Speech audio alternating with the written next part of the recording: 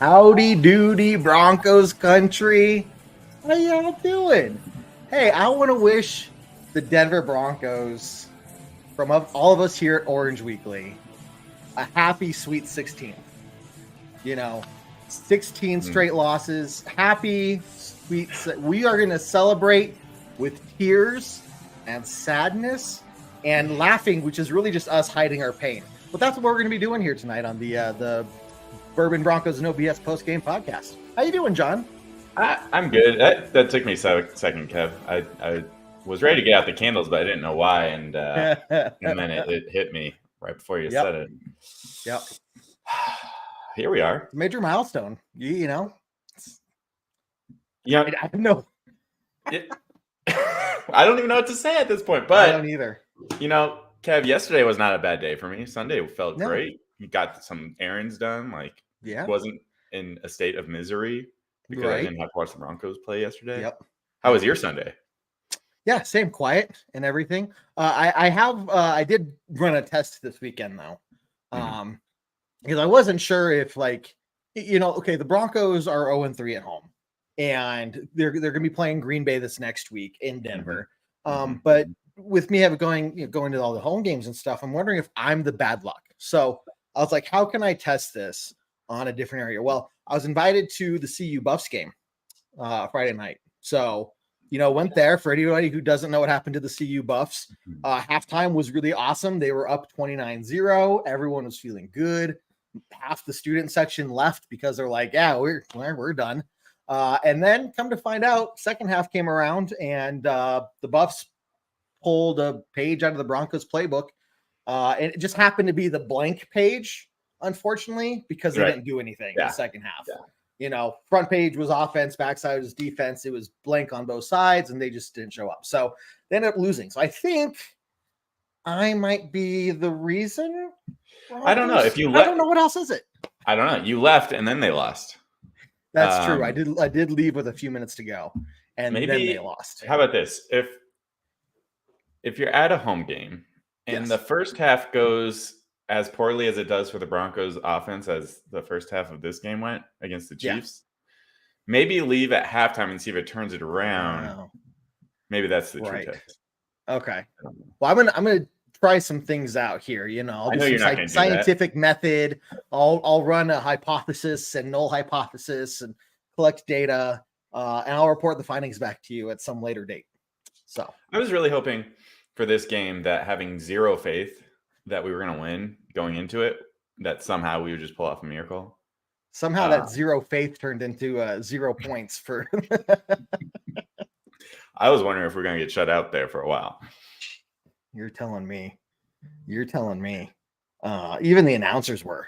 There was even it was like second half, and they're like, Broncos still have time to score points, and the other guy's like, I don't know. I started laughing. Yeah, they're like, I don't think so. Sean Payton's never had a shutout against him. Nope. So he continues that streak, right? Yeah, exactly. But yeah, man. So let's dive into this because we do have Green Bay coming up in less than a week, but the Broncos with this, they call it a mini bye week. They had the weekend off more or less, but Broncos went on the road to Kansas City, and as we do every episode of the Postgame Podcast here, we're going to rewind a little bit, go right back to the beginning of the game and share kind of where we were mentally wise, what we were thinking of, what we were looking at, we were hoping to see, and then talk about what transpired on the field. So yeah, John, let's rewind, man. Where were you, headspace? You kind of talked about, zero expectation. Exactly. But going into this game, I had the same feeling against the Dolphins, and we know how that turned out. I didn't expect it to be that bad against the Dolphins, and it was like a different kind of loss against the Chiefs. At the end of the day, it's still an L on the win-loss column, so doesn't really matter. But yeah, I wanted to see if our defense was going to take any momentum away from that Jets game. They played a little bit better in that one. They played a little bit better in this one. By far their best game of the year, right? Wanted to see more Jaleel McLaughlin. It was good having Javonte back. I think that combination, those two guys, looked really good at times. but yeah, I just wanted to see more momentum building, and I don't know. Sean Payton says that he was more encouraged than discouraged from this game, but I don't know how much I agree with that. I was right there with you, man. Like, look, zero expectations. The Chiefs are the Chiefs. They're last year's Super Bowl champions. We are the Broncos. And unfortunately, just that's just how it is right now.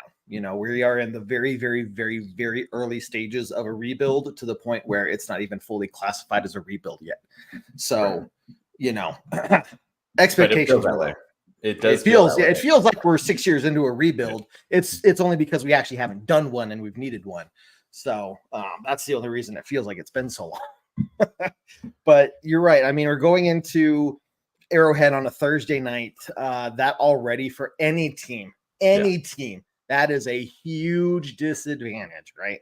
Kind of really hate the NFL schedulers when I saw that pop up on the schedule, because it's like, really, it's a divisional game and you're going to schedule it for a Thursday night? For Thursday. Like, come on. Like, keep those unimportant games that nobody really cares about on Thursday night. But divisional games, man, come on. Anyway. But it's a struggle. The fans are loud. They're engaged. And it doesn't matter what's going on. They're going to be loud the whole game, right? And it's going to cause a problem for anybody. But the thing that really got me, and I just still, it really took me a little bit of time to comprehend, of like, why were we in that game for as long as we were? So just kind of looking at the first half there, and maybe looking at defense, because they're the good part of the game, essentially. What against the Chiefs? Yeah, I know.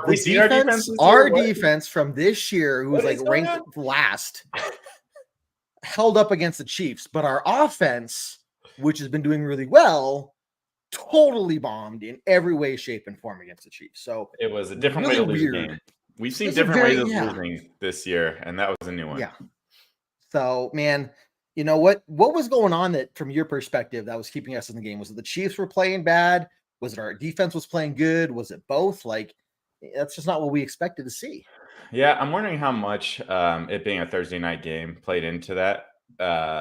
I feel like teams have figured out our defense this year and have been able to game plan against us very easily. You have a question? Or no? I have the answer to the game plan. I have the secret ingredient. Oh, yeah. Middle of the field's gonna be open all the time. Yes. Don't tell them. But the Chiefs have been struggling at times this year. So and that's where the Broncos came in. But it doesn't really matter how much teams have been struggling. I mean, look at the Bears game. Like, they're going to look good against the Broncos. So I was surprised that the Chiefs can do that, which makes me think maybe having a few less days to prepare made our defense look a little bit better. I guess we'll see moving forward. Fair point. Yeah. Also, talking about Thursday night games, man, I was thinking about that during this game. Like, the home team has such an advantage in those. I mean, they always have an advantage, right? But especially in those Thursday night games, though. Yeah. I mean, being a traveling team, not to complain about the schedulers, but no, that was a rough one to go in after that. Well, it's one of those things where, I know there are a million things that go into building the NFL schedule, right? It's not just let's match up random teams and see if that works with the stadiums, right? There's a whole lot of coordination that goes into those things. What surprises me, though, is why they can't do something like schedule teams for their bye weeks the week before they're supposed to play a Thursday night game. Yeah. They have the bye week, you get your Thursday night game, so you have time to prepare for that. You have your whole bye week, and then you get another little mini bye, or so, but even if you flip it and do your Thursday night game first, well, that doesn't fix anything, right? So, it's just, it is such a big advantage. And it's one thing if, like you look at basketball, baseball, hockey, there's 80 plus games a season, right? I mean, home field advantage or home whatever advantage isn't too big of a deal, because you lose a game, well, odds are you have plenty of time to make that up. Football, 17 games, you lose one, it is a big deal. So I agree, just the Thursday night thing is, I get it, it's another prime time slot, but nobody likes it. The players don't like it, coaches don't like it, it doesn't make sense. It is a huge advantage for the home team. And I guess if the Broncos, were the ones taking advantage of that, then maybe I'd be happier. But I just don't see how that's good for the NFL, to be honest with you. I'd rather cut Thursday nights and just, I don't mind introduce Thursday them night. back to Sundays. I don't mind Thursday nights except when the Broncos are playing. I like it. Go. It's another fair. game to watch during the week. Another night of football, but yeah, just don't put the Broncos on there. Just don't put the Broncos on. So what else was working for the defense though? I think you hit a good point there with, was it so much the Chiefs just didn't have as much time to prepare, plus our defense is for some reason very easy to guess what we're going to do. Soft zone coverage open in the middle. But I think we saw a lot of really good play for the most part. No, we did. And the flip side of that, tackling, following through. Yeah. Yeah. The flip side of that could be that our defense is like maturing and getting better, 6 games into the year. Which it's, I guess for most of these guys, it's a new system. And it was night and day, but basically from this game and almost pretty much every other game this season, how they were playing. So it's encouraging. I mean, maybe they can build upon that. They have this mini bye, so they should have plenty of time to prepare for the Packers. Is that going to translate to anything? We will see. But it's something to build on. And yeah, that unit looked strong from that game. Like, it felt like we should not have been in that game as long as we were. Yeah, I mean, we were talking in the group chat and we were saying the same thing. I mean, I was asking that question, like, how is this happening? The Chiefs didn't look like they were necessarily struggling. I mean, they're moving the ball. It just, we made key stops at key times. We were very much a bend but don't break.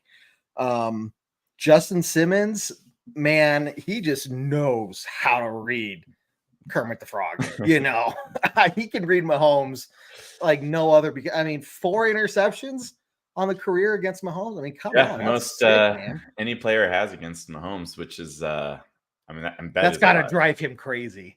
I know they said he was joking about it on the field, but I'm like, oh man, you got to be like, Justin picked me off again. Of course he did. Like, this is a play where the ball his arm or the ball or something was tipped at the line of scrimmage, and it just goes straight into the air, like easy interception. But of course, of all people, it's going to be Justin Simmons that's going to get it. He's got to be like, why is this guy always in the right place when always the play there? doesn't go to plan? It was great. I love that play. I mean, we stopped them 2 or 3 times on 4th and short. I mean, that was very encouraging. That has nothing to do with game planning or anything like that. That's just who's going to want it more, in my opinion, anyways. So that was very encouraging. 4th down efficiency. Yeah, both teams were 0 for 1 on 4th down efficiency. Was it only 3rd down? I felt like I mean, you're looking I'm looking at the right game, right? Yeah, this was the right game. Maybe it was like other 3rd and short that I'm thinking of. Yeah, so I was going to say 3rd down efficiency. Broncos were 4 for 10. Chiefs were 4 for 13. 3rd down stops is something our defense has struggled with. We've allowed teams to just move the ball down the field, and heck, it may look like we don't have a 3rd down problem, but it's because it's only they get first down, second down, second down, and then they score a touchdown. So the numbers weren't terrible. Look, Russ threw 2 interceptions. One was definitely his fault. I can't remember the other. Was the other one a tip? I can't remember. The other one was a tip. Easy interception. So that one, okay, whatever. But the one he threw in the first second drive? Just, third drive? Yeah. I mean, second drive. There was just no reason to let that football go. I mean, that was, in my opinion, easily his worst throw of the year. Maybe, I would say being on the Broncos, honestly, which is, I blacked out most games last year, so I'm definitely missing some. But that one, that was a so frustrating terrible throw. We'd been moving the ball on the first drive, and then the second drive. I mean, it was 2 plays in. So, but we had a really successful first play on that drive, and then we went to the play action, which of course that's what you're supposed to be doing when you're running the ball effectively, which we had been at that point. And man, I don't know what happened on that play. That just went downhill from there. That seemed to set the tone for the offense the rest of that first half, and really the rest of the game, except for one drive. It seems like it's just that same continuation of a problem of the start of the game. things start clicking. The offense and the team in general look good, right?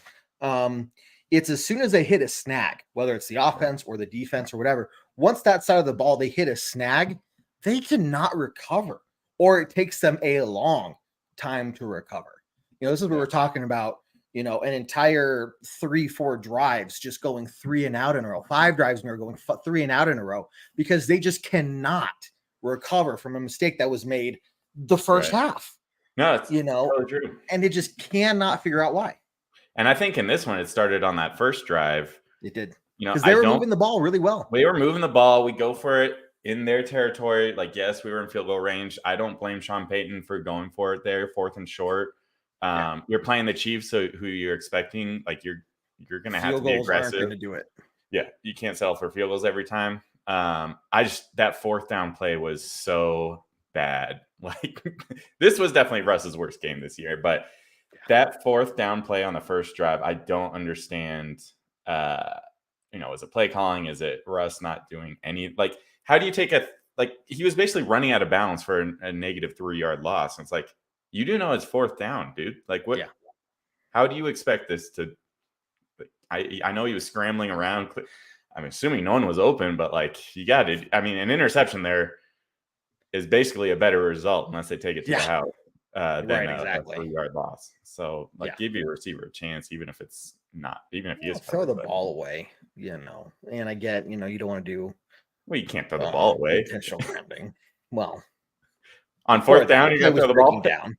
What's that? Why not? It's better than getting sacked behind the line or tackled for a loss. Oh, it's not. It's just as bad, in my opinion. You can't throw it away on 4th down. But you can't run it. Well, nobody was open. 4 guys around you, and you're just like not even.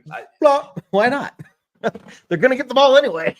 It takes away the chance for them to run it back to the house, and get the pick 6. So I guess that is worse. I guess that play could have been worse. It could be worse, right? I just don't understand, because things look so good, right? They're moving the ball so well. They look competent. That's the thing. It's not like they're just, they magically, luckily put together a drive and it's like, that play shouldn't have worked. That play shouldn't have worked. It's like, oh, okay, the offense looks like they know what they're doing. They have their game plan. They know these plays are going out there and they're executing them, right? But then it totally goes 180 and they don't look like that at all. So that's where it's like, where is this problem coming from? And we've been on the offense. We've been running the ball super effectively at that point. Yeah. So, 4th and 3, if you're not going to put if you aren't picking a pass play that's for sure going to get you a first down, hell, give it to Javonte Williams. He was averaging, for the game, he averaged over 5 yards. Was it 5 or 7? I can't remember. You're right. 5.2. Yep. So, give it to him. Give it to McLaughlin. Do something. That was just such a bad way to end that first drive. Yeah. I just didn't understand it. I didn't understand the way Russ decided to go with that one. And then, to 2 plays later on offense to throw that interception, it just seemed like his confidence was totally shot at that point. Yeah.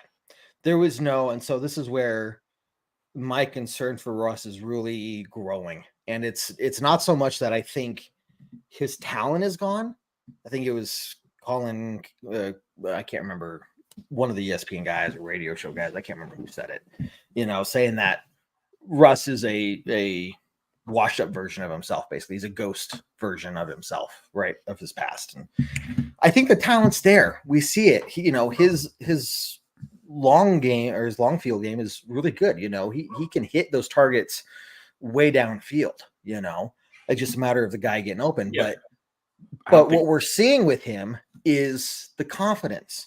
Once he throws an interception or almost throws an interception or makes a bad read or does something, he cannot bounce back. And then it seems like the whole offense just follows suit.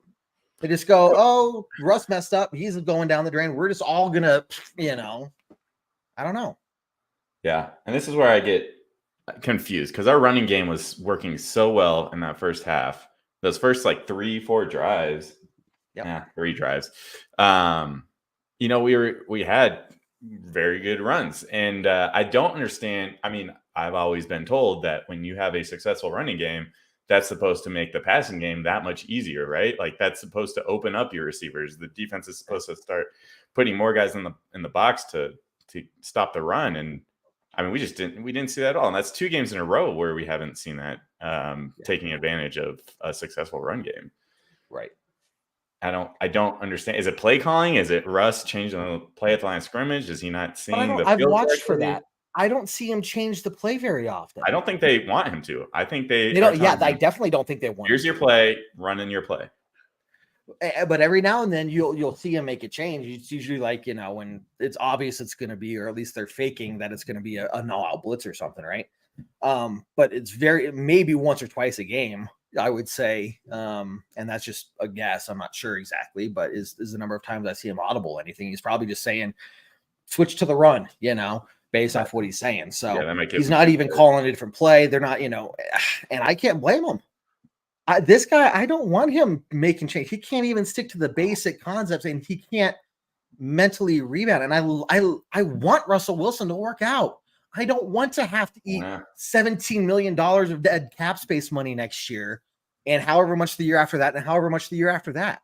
While we're trying to look for a new quarterback. I mean, that's what all the rumors are saying right now. And here we are 6 weeks into the season, 7 weeks, and all these rumors are flying about. But I don't know, man. Like, how do you, if you're Russell Wilson, how do you get past this, man? I don't know what, I don't know what to tell the guy. Yeah. I mean, if the trust isn't there for him to read the defense and make changes to the play, then the fact that it wasn't working this week, then wouldn't you have to put that on the coaching, the play selection? I would think so. Yeah. I mean, I would say this is the most questionable game for our head coach this year by far, in my opinion.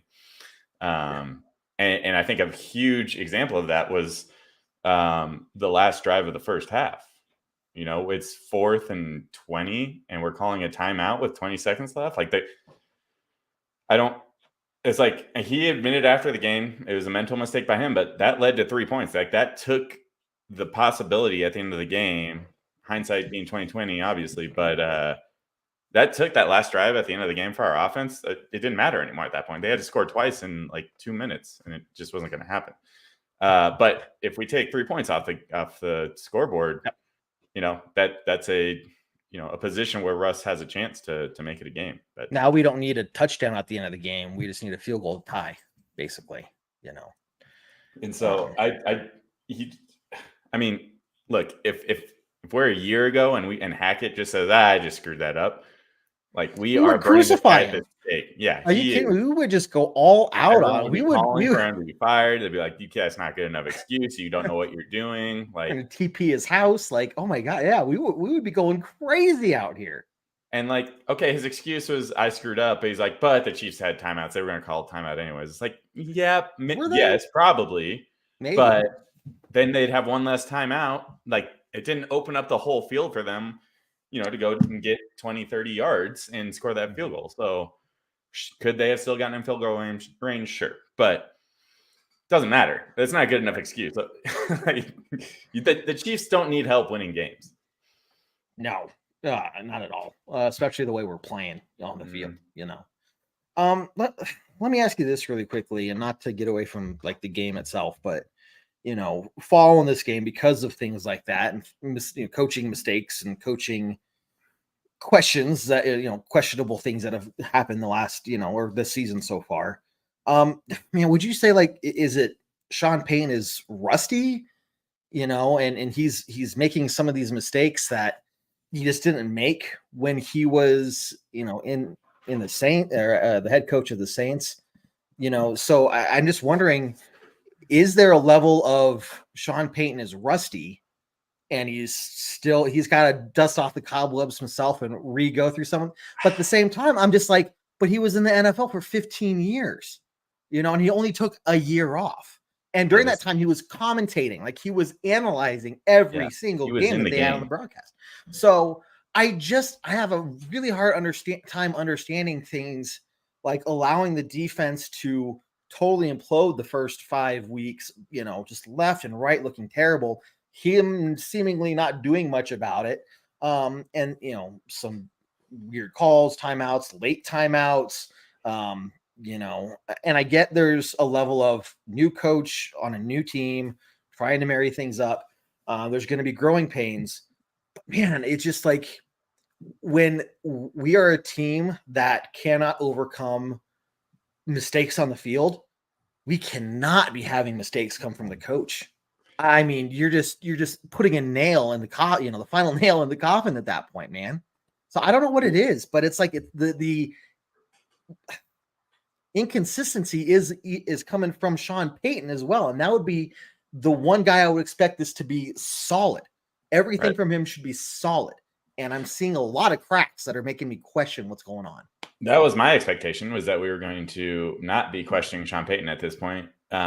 He's not a defensive coach. I get that. He offloaded the defense to Vance Joseph, someone that he trusted to be the defensive coordinator for this team. Sure. So it looked like after week 4, hey, this seems to be a Vance Joseph defense problem. Offense seems to be pretty solid and getting better every week. Obviously things changed after week 4. But it didn't seem like it seemed like it was all isolated to the defense. And then these last 2 weeks, it's like, nope, now we're just losing as a team. And this time I would say we lost purely because of offense. I don't even think there's a question about that in this game. And you're not supposed to get that when you have Sean Payton. I don't know if a year off is if it's rust.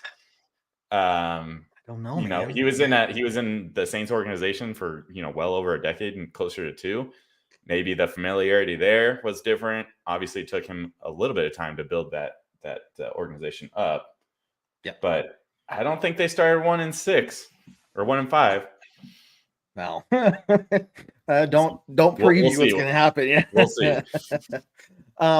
Really quickly, I do see some comments here in the comment section. For everybody who's watching us live, we do record these on Monday nights. Thank you very much for tuning in. We normally don't take too many questions or comments during the Monday night podcast, just because this is what gets posted up on iTunes, Spotify, Google Play, and you can always listen to those later if you don't see us when we're live. But Tuesday nights is our bread and butter, as well as game days, the pregame show, the halftime show. That's when we're really all in on taking your comments and your questions.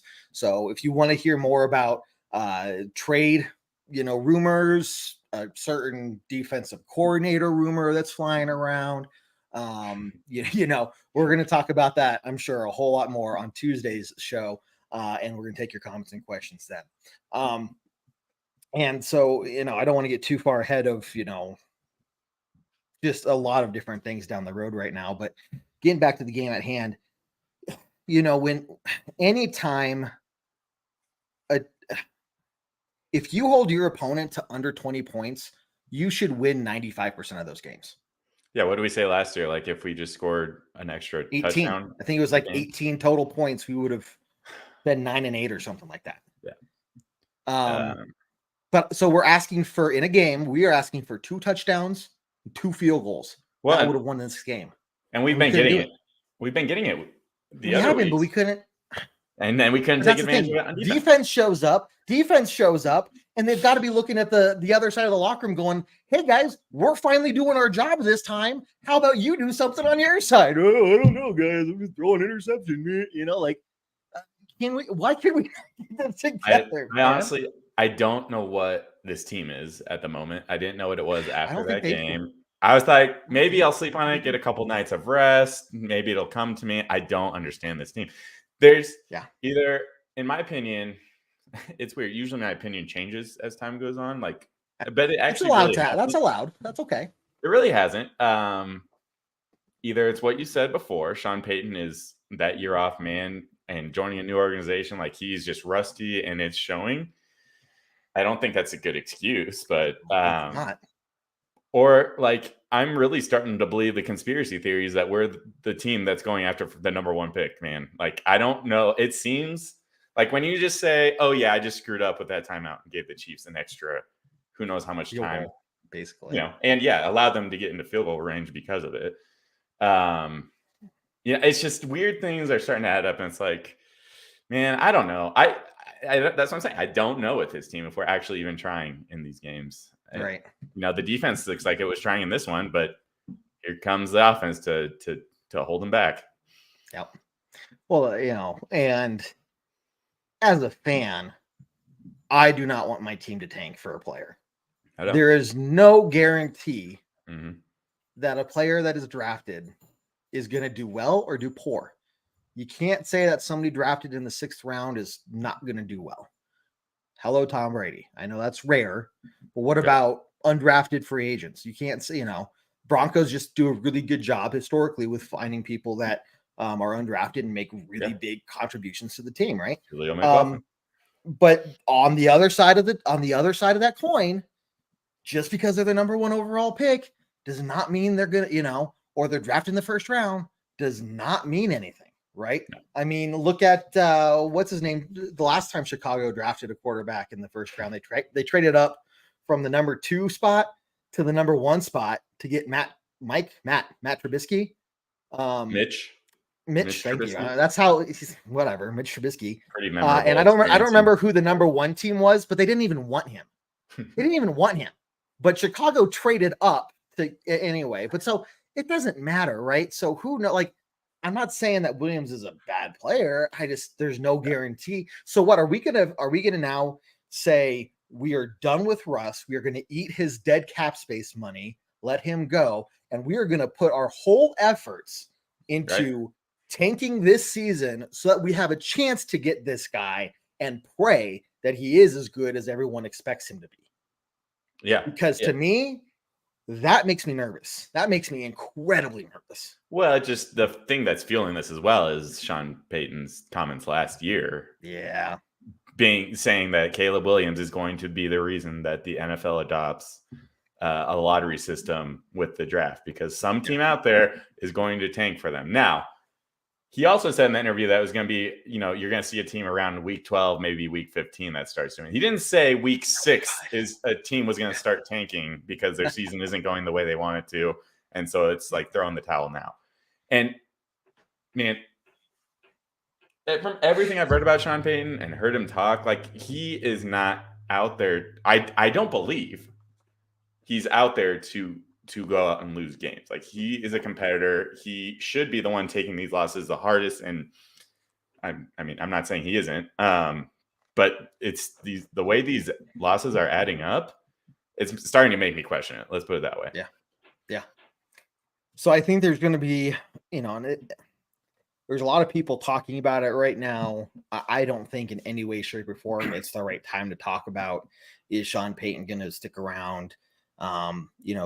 All that stuff. I think you cannot judge a new head coach on the first 6 games of the season with the team, right? And this is the guy that, if we're going to build a team from the ground up based off of his history, I would want Sean Payton to be the guy that we build the team, give him the guys he wants that he knows is going to fit into his system the best, so there's as minimal amount of changing his system to fit the players. And I think that I think there could be a good bit of that going on right now, which could be causing some friction as well. Sean Payton, I'll say, because he did have Derek Carr. The Saints quarterback. Sorry. Well, it is Carr at the moment. It is, but not now. Drew Brees. For that. Thank you, Drew Brees. There you go. He had Drew Brees for so long, right? And so he had the players that were, adjusting to his system. He wasn't adjusting to them so much. And now he's kind of a unique Carr. I know. He brought Drew Brees to them, right? Quarterback. But he brought Drew Brees to the Saints, didn't he? Yeah, but that was so long ago. And that was a guy he wanted. That was the guy he wanted. Hey, he picked Russ, right? He didn't have to coach here. He didn't pick Russ. Well, he didn't have to coach here, but he didn't say Russ is He knew what he was signing up for. Yeah, but after this year, he could move on. At this rate, I won't be surprised whether it's Russ's fault or not. But right. I'm just trying to make sense of one of the reasons, and there may not be anything to make sense out of it, dude. I don't know. Well, that's the thing. I think the rumors, so now we are trying. Now Sean Payton is taking all these losses as hard as more than anyone else in the building. He is trying his ass off to win games, all this stuff, and we're still this much of a dumpster fire. That could be a reason why he steps away again. But I don't think he's going to quit on the team like that. I would hope not, because that's a terrible look for his legacy as a coach in this league. You can't just come into a bad situation clearly and make it honestly look worse and then ditch out. I just don't see. I think he has to give it a solid try, and which is more than one season. Yeah, I don't think he would have come back if he was thinking this is going to be, I'm just going to step into a team that's doing really well, go win another Super Bowl in a couple of years, and then retire. Because if that's what his thought process was, did he not know what the Broncos have been going through the last 7 years? Like, this is not the team to just step in and say, cool, we're going to go win a Super Bowl in 2 years, you know? Even with Russell Wilson, there's too many other issues at hand, you know, from just the youth of the team, the inexperience, all the injuries we've had, which isn't his fault by any means, you know, I'm not saying, but that's still a huge factor to consider in what we're going through here. The offensive line issues, the free agent issues, you know, we lost 2 who are supposed to be our top 2 pass rushers in a week. We lost them both. Now, granted, I don't think we really had them to begin with because they weren't doing anything. They were just eating up a roster spot and breathing air. Like they were just wasting air, you know? I will say though, we only had 3 outside linebackers in this game. One was Incoom, who I don't even when he's on the field, I'm like, I didn't back. We need Baron Browning back bad. Right. Yes, we do. So it's like, I felt like someone went out for a few plays and it's like, we literally have no one else in that spot, which was kind of odd to me, but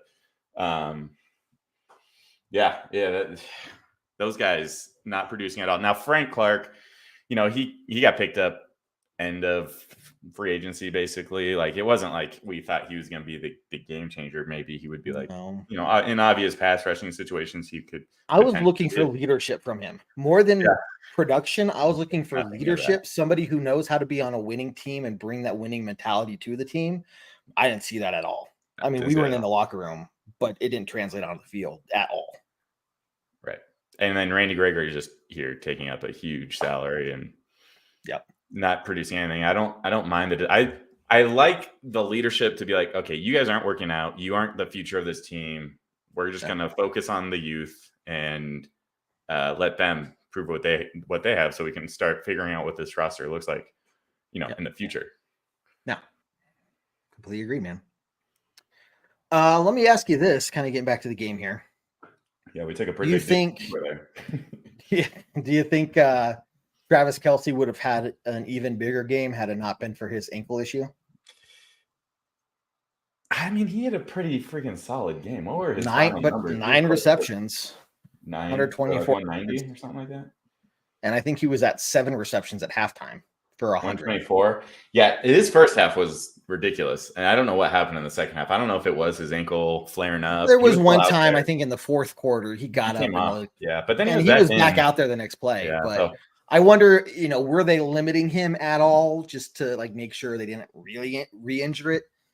Just because every time he was out there, zone coverage, middle of the field, and what was bugging me, man, and this is what bugs me about Travis Kelce, to me, doesn't seem like he's a number 1 top tier route runner. He's just kind of meandering across the field. And there was one play, I wish I had the replay.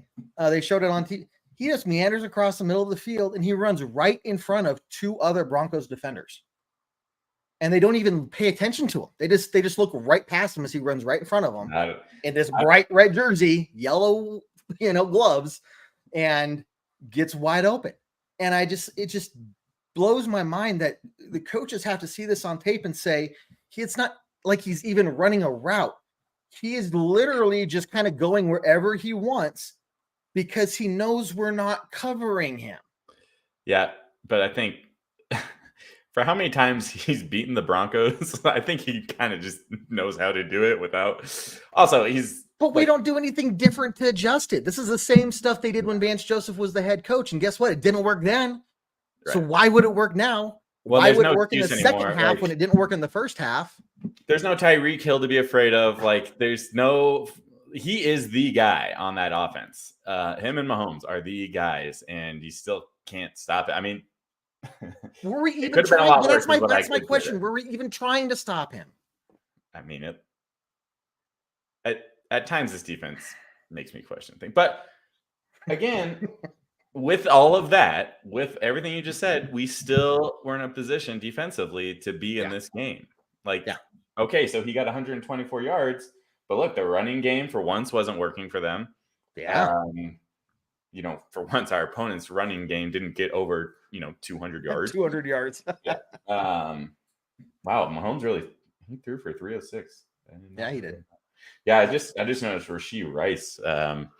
And they kept, every time he caught the ball, I don't know who the commentator was, but he just was very excited about Rashee Rice. I was like, I don't know what this guy's doing in the booth, but he, there might be points on, there might not be something on in that booth. I don't know. Won $5,000 every time Rice got a reception. Yeah, he must have had some weird parlay with Rashee Rice. He looked good, but again, we kept stopping him on those clutch plays and holding them to field goals. And it was the bend and break, don't break defense finally that we've been promised. And honestly, it would have worked if we got the same offense that we had the first 5 games. Yeah. Yeah. 20 points. 20 points, which is still way in the bottom third of NFL points per game. So we're not even asking for an average performance. We're just asking for you to go get 2 touchdowns and get in field goal position twice. Yeah. Win. And to get a touchdown.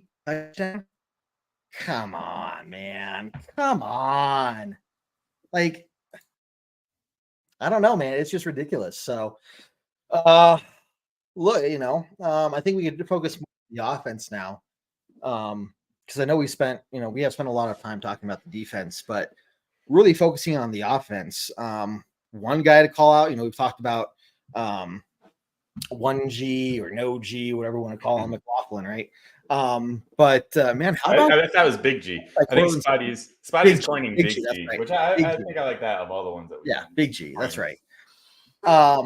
But what about Cortland Sutton? That touchdown was pretty impressive.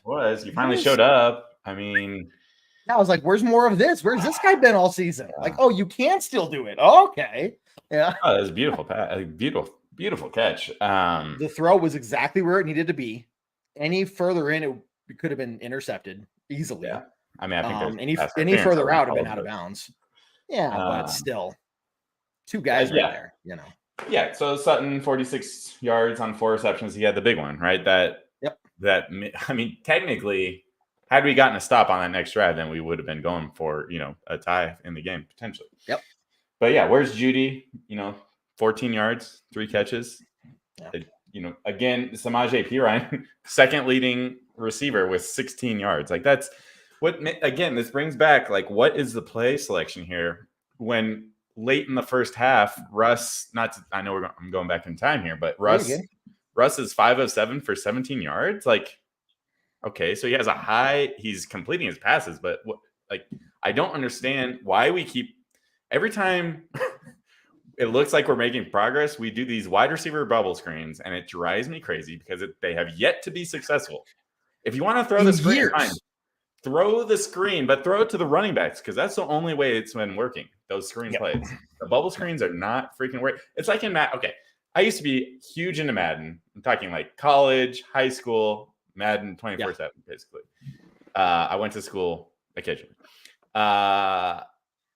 Every once in a while, they have a play in there. That is the wide receiver bubble screen. I don't know what it's like now. I haven't played Madden in years. Maybe it's a good play now. But back then, every few games, I would do that play, and it never worked. I was like, oh, yeah, that's why I don't do that play. That's why. But the Broncos don't learn that lesson. They do it every week. It once every 3 games, but instead they do it like 3 times per game, and it never works. They're like, it'll work this time. This time it'll work. I guarantee it gets called. If there was a bet, are the Broncos going to throw a bubble screen to a wide receiver? I would take that bet every week. Every week. So and if anyone knows of a betting website that has that bet out there, let me know. I'll sign up tomorrow. Let's see work. Here. What is that? That kills our freaking. So many. You're just wasting an entire down. You're wasting an entire down. And, I don't know if it's the way we set up, in formation that gives it away. But it's just like every single time we try it, the defense is just ready for it. on top of we don't execute well. We don't execute it well to begin with. I don't know. The blocking's not there. The speed's not there. It's just it always just falls apart. But on top of that, the defense is just ready for it. We don't have the blocking wide receivers to make that play successful. At least not at the moment. I mean, maybe they can develop that still, but I do not want to see it 3 times in this next game. And I said it last week. Yeah, I know. I said it last week. Missing Tim Patrick, that is one skill set that we just don't have a wide receiver that can replicate that skill set, because that is one thing he does extremely well. Yep. Among many things. Would love to have him back. Unfortunately, I'm not sure if we'll ever see him in a Broncos jersey again, but that's a story for another time. That is a story. What else about offense, man? That was penalties weren't terrible. No, I mean, that is one area that's gotten better this season. Every game, it feels like we have less penalties. Yeah. So we only have 3. You can't ask for much better than that. I mean, it was for 34 yards. And that's, I think the Jets game, I think we had 4. But that's good. You can't expect to win a game when you only have one successful drive. Oh, yeah. You can't take the entire game off and have one really good drive. But you know what made that drive good is Russ finally just kind of took it over. He was running. He ran for most of his – he had ended up with like 30 rushing yards. I want to say they all came on that drive, like all of his good ones. He had at least – I know he ran for at least one like 11-yard gain to get a first down and another like 9-yard, like to set up 2nd and short or 3rd and short. Yep. I can't remember exactly.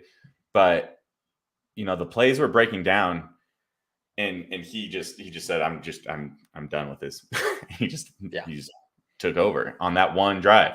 Like, we need to see that earlier when things aren't going the way they're supposed to be, because that changed the game. I mean, that was the running we needed to then free up the wide receivers on that drive.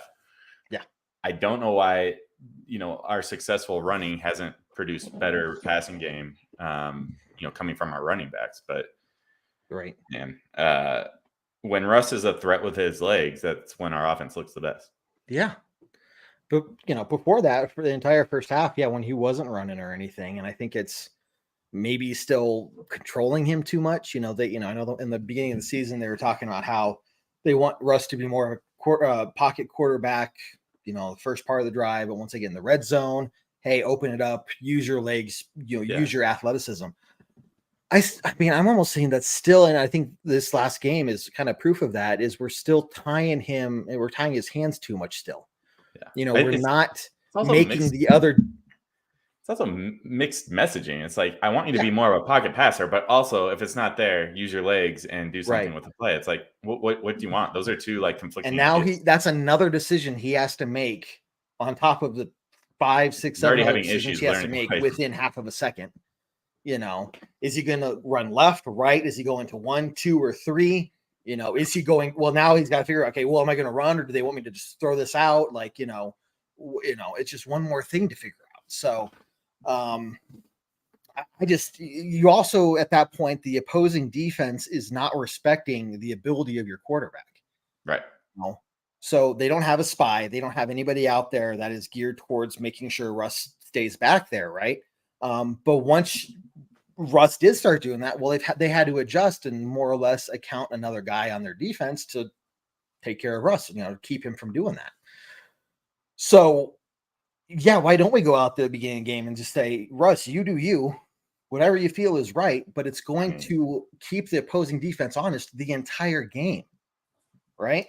I think the one thing is, if that was the case, at least we could say, okay, Russ just isn't the guy. But right now, it just feels like this offense isn't. I mean, I don't know if it's Russ. I don't know if it's Sean Payton. I don't know if it's a mix of both. Probably a mix of both, which is usually the answer. But it's not. It didn't work in this game. We'll see what it does against the Packers. But we finally. What's most frustrating about this game is I had no faith that this was going to be a close game, and really it wasn't. But it wasn't for the reason I thought it was going to because they scored 40 points on us, and we just couldn't keep up on offense. The fact that our defense held it to a close game, a team we hadn't beaten in 15 games, now 16, is, man, it's just so freaking frustrating. Yeah. Well, look, the Chiefs are coming back to town next week. Yeah. So get ready for round 2. 2 weeks to ding. Yeah. I mean, we'll see. It seems like in recent years we've had one game against the Chiefs that was like surprisingly close. And the I other one's hope that always wasn't the one. bad. Like I hope that wasn't the one. No, because that was still ugly. That really kind of. And I mean, you look at the numbers. The numbers are a blowout.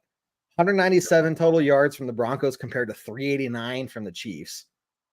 First downs, 22 for the Chiefs, 14 for the Broncos. Time of possession, basically 36 minutes for the Chiefs, 24 for the Broncos. Like in every other way minus a score, this kind of was a blowout. And it's from our offense standpoint, at least, right? I mean, so maybe that's why it feels worse than the score makes it seem. Oh, 100%. That's why. I mean, okay, 34 yards on the first drive, 18 yards, 19 yards, 5 yards, 5 yards, 13 yards, like 3 and outs. Like, and then there was just more of that in the second half until there was 6 minutes left in the game, I think, when we scored our touchdown. Yeah. I was like, oh, now we can start playing. Yeah. And as soon as we scored, I was excited for the catch. I was like, okay, classic Broncos. Maybe there's hope. Maybe. Gives me hope. But like, if we could have done that even 1 or 2 drives earlier, it's a different story. But like even when we scored, it was like it's too late. Like you guys waited too long. Well, I mean, it felt like it felt like the season. That fourth quarter felt like the Tim Tebow days, except he didn't come through and end up winning the game. Like Tim Tebow didn't play. It felt like he wasn't on the field for the first 3 quarters, and then the fourth quarter came around every time, and he just lit it up. Here we go. Now we're going to make it a game all of a sudden. Except if he was on the field in this one, I feel like maybe it would have been going into overtime or something like that. Yeah. Well, let's get to our closing thoughts. But before we do, I want to remind everyone one more time, make sure you're following us on YouTube, getting us hitting that subscribe button, the notification button, and getting us a number under our total subscribers is pretty awesome. So make sure you do that for us. Follow us on all our other social medias. Don't forget about our other content to include Tuesday nights, Bourbon Broncos and OBS, 7 p.m. Mountain Time. We also got the pregame podcast. This is the postgame podcast. We got the tailgate talk 1 hour before kickoff. We got the halftime hash show. We also got daily videos going out to our YouTube and stuff. So make sure you're checking us out on all those different places. And we're going to keep bringing you best Broncos content we can, even though the Broncos are not doing the same. But with that being said, John, closing thoughts, man. Here we are, 1-5. Yeah, we got this mini bye this week, so we theoretically have more time to prepare for the Packers, a team that is also struggling, maybe not to the same effect that the Broncos are, but kind of going into this game, like wondering who's going to want it more. Now, who is actually trying to win games? I think the Packers are trying to win games. I'm not. We'll see how I feel after this game about the Broncos trying to win games. So I'm looking forward to it. I will be there. You will be there. That's going to be exciting.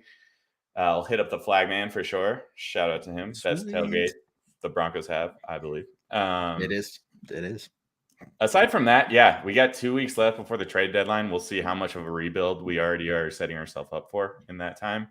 Lots of names are getting thrown around, so that'll be interesting to see how that plays out. But other than that, Kev, just looking forward. Hey, Broncos might be second right now, but it's still better than the offseason. At least we get to meet every week and talk about football. Exactly. It could always be worse. And even I seriously, sitting here at 1-5, I'm 100% thinking at least it's not the offseason, because it is so boring during the offseason. It's like, we have car racing on today. I don't care. Like, I could go drive around the block myself, and it'd be more entertaining. Anyway, look, a lot of season left ahead of us. This team has a lot to do and improve on and grow. But it's going to be interesting to see how this progresses, right? Especially the second half of the season. More mistakes are made. More players are going to be let go. We might bring in someone based off of a trade or something. Who knows? But, I think this team still has a chance of looking different for the better come the end of the season. But it starts this week against Green Bay, So we'll see what happens from there. As always, John, though, thank you very much for joining me, good sir. You are fantastic. Thank you. Love your insight and your input. Great co-host, sir. Appreciate it. So, think there's nothing else to say, though, but to end this as we always do on a very strong Go Broncos. Go Broncos. Take care, everyone.